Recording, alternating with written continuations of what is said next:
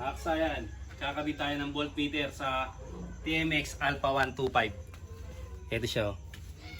Para ma-monitor natin yung charging, yung overcharge, tsaka yung not charging ng ating ng ating motor. Ito siya. Meron na siyang pinaka cable tie. Cable tie tsaka yung pang ng wire. Hindi natin gagamitin ito yung pang ipit. I-splice na lang natin siya. Dito natin siya ilalagay. Ito kailangan lagay muna natin ito ng ng stick glue para siguradong hindi siya hihiwalay. Yan, didikitan natin yan para hindi siya pasukin ng tubig. Dito natin ito ipopesto, kadalasan dito siya nakalagay. Yan dito. Maliit pala yung niya, yung spacer niya rito. Hanapan natin ng pwesto. Dito.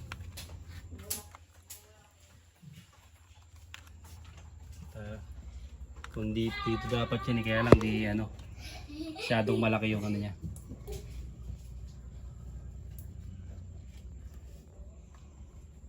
Dito lang natin siguro lalagay dito. Kitang kita naman eh. Monitoring na yung niya. Tapos dito ay papasok natin dito sa loob. Tingnan natin kung aabot. Kulang. Bali ang gagawin natin dito sa duduktong tayo dito ng wire. Duktungan natin ng wire tapos ilalagay tayo dito ng stick glue. Tapos poporma namin dito. Tapos babalikan namin kayo. Trigo. Ito na siya kasay na naipwesto na natin. Tapos nalagyan na rin natin siya ng yung stick glue. Yan. Para hindi siya basta mahugot o hindi siya pasukin ng tubig. Tapos kasay dito natin siya ilulusot. Ito Tapos papasukin natin siya rito. Ipapasok natin siya rito. Kung gusto niyo naman kasayan, pwede rin kayong rito, pwede rin kayong kumuha dito. Sa may brake light switch, meron diyang accessory wire. Kung meron kayong mga extra wire, pwede kayong pumunta rito para hindi na tayo magbubukas dito. Para hindi na kayo magbukas dito kayo kukuha sa accessory wire sa may brake switch at saka dito sa may negative ng busina. Ayan siya kasayan na negative ng busina saka accessory wire. Ngayon kasayan, pag gusto nyo naman sa tumbukan lang, ito sa may headlight na papapasukin natin dito sa may may butas yan dito. Ito tutok po yung sa may butas. Yan, yung dinadaanan ng mga wire, diyan siya dadaan. Yan, papadaan niya, tatanggalin lang natin yung dalawang tornilyo. Ito yung dalawang tornilyo nito ang natin headlight.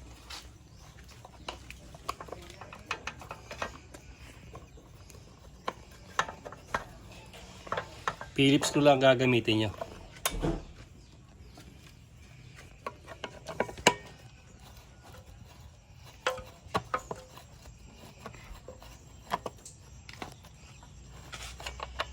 Tapos anin nyo lang pataas. Pataas kasi may lock pen dun eh. Ito na. Pag natanggal nyo na siya, ang hahanapin nyo lang dito yung solid green saka solid black. Hindi ito kasi yan. Black na may lining na white. Hindi si pwede dyan. Hanap lang tayo ng solid black.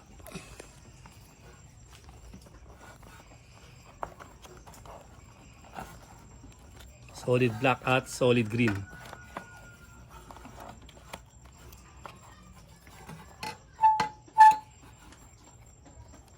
Tandaan nyo lang yung ginagalaw nyo para doon natin din ibabalik sa dati.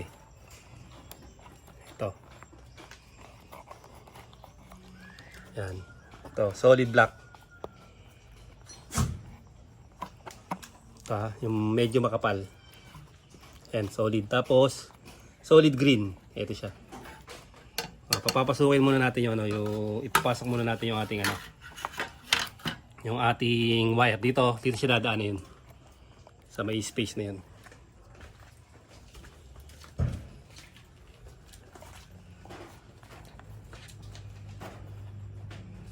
Ilahin mo to dyan. Pasok ba dito, tutukan mo para makita nila yung dadaanan ng wire. Tapos ilahin mo. Ito.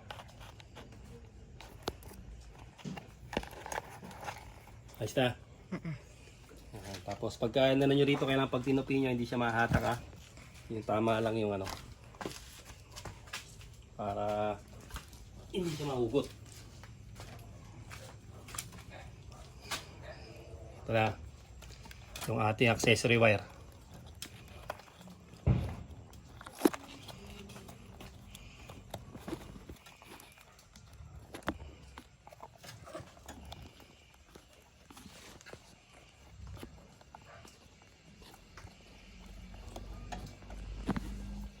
Para makasigurado, abot mo yung test light. Ayun o, sa may nakipatong sa may ano.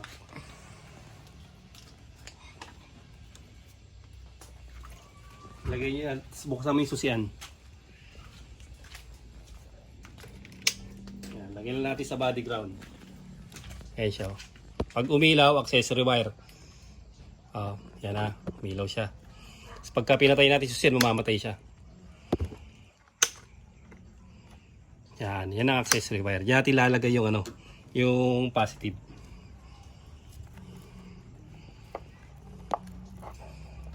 Yung positive, ito yun, yung hindi siya tinalupan. Yan. Ito yung positive ha, ilalagay natin sa accessory wire.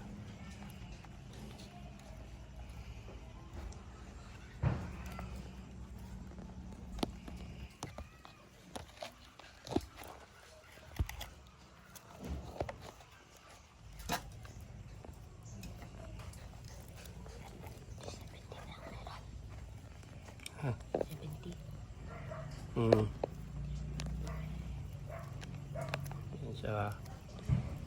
Splice lang natin mabuti para sigurado. Tapos solid green. Ito naman siya, negative.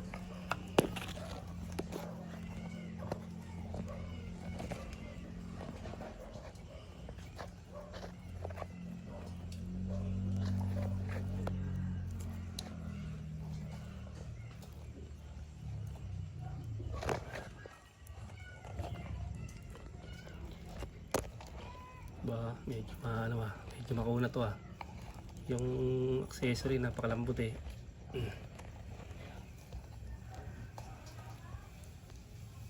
Pero medyo malaki ng konti para pasok na pasok yung ano.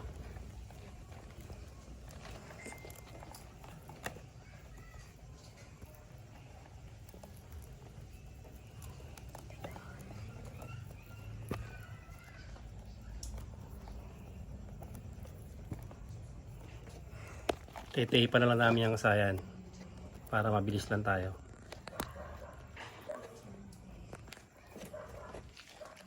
Tete lang mabuti yan.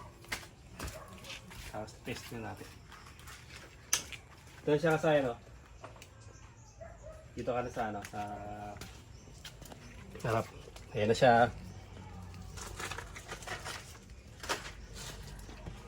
Testing na natin. Yun, lobat.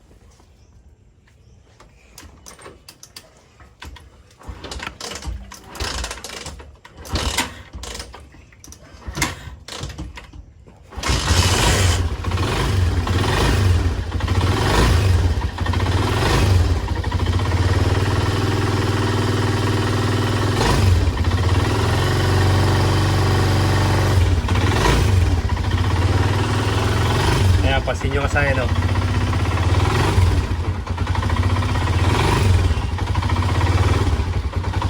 Nag-charge siya kasaya pero napakahina.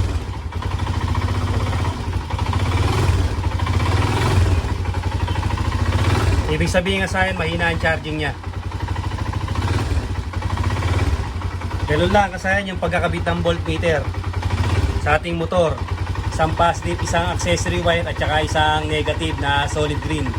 Solid green at solid black lang ang paglalagyan nyo kasayan ha, para sa pagkakabit ng ano ng voltmeter. Isusunod natin dito kasayan yung ano yung hindi siya nagcha-charge. Nagcha-charge siya pero napakahina.